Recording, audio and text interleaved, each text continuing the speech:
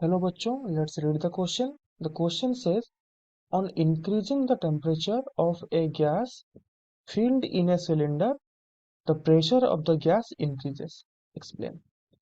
तो क्वेश्चन में हमें ये कह रहा है कि अगर एक सिलेंडर के अंदर एक गैस फील्ड है, उस गैस का हम टेम्परेचर इंक्रीज करते हैं तो उसका प्रेशर का भी इंक्रीज होगा। उसको हमें एक्सप्लेन करना है। तो जब हम इस क्वेश्चन को आंसर करेंगे, हम लोग एक की कॉन्सेप्ट के बारे में जानेंगे जिसको यूज करके हम लोग इस क्वेश्चन का आंसर करेंगे। तो की कॉन्सेप्ट में हम जानेंगे किसके बारे में, हम लोग एक लॉ के बारे में जानेंगे जिसका नाम है गे-लुसाक्स लॉ। गे-लुसाक्स लॉ, ये लॉ ये कहती है कि the when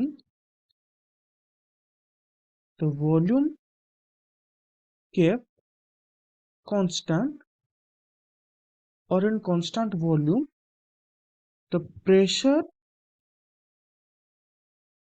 exerted by the gas by the gas directly proportional to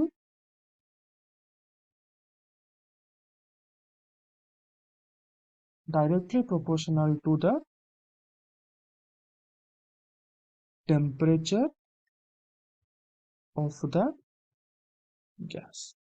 तो अगर इसको हम अगर मैथमेटिकली लिखेंगे तो क्या लिखेंगे, मैथमेटिकली क्या लिखेंगे इसको हम,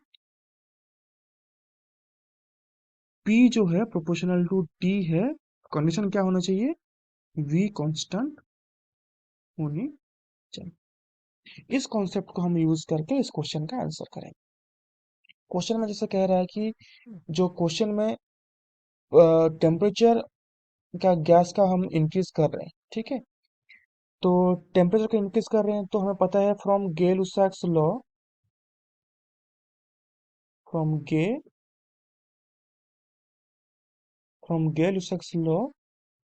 P proportional to T at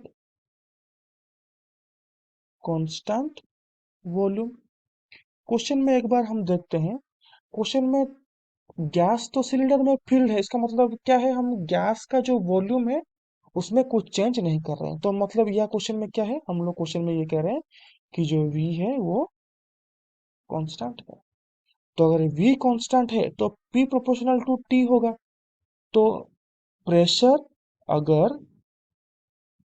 अगर इंक्रीज करती है तो क्या होगा, तो टेम्परेचर भी इंक्रीज करेगा। अगर टेम्परेचर को हम इंक्रीज करते हैं, अगर हम लोग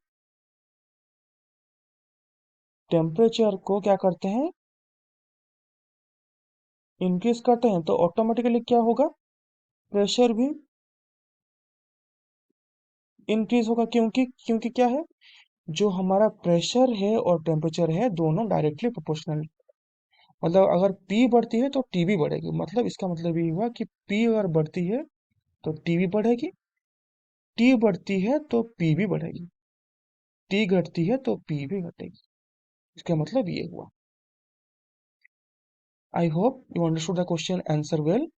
All the best for your exam.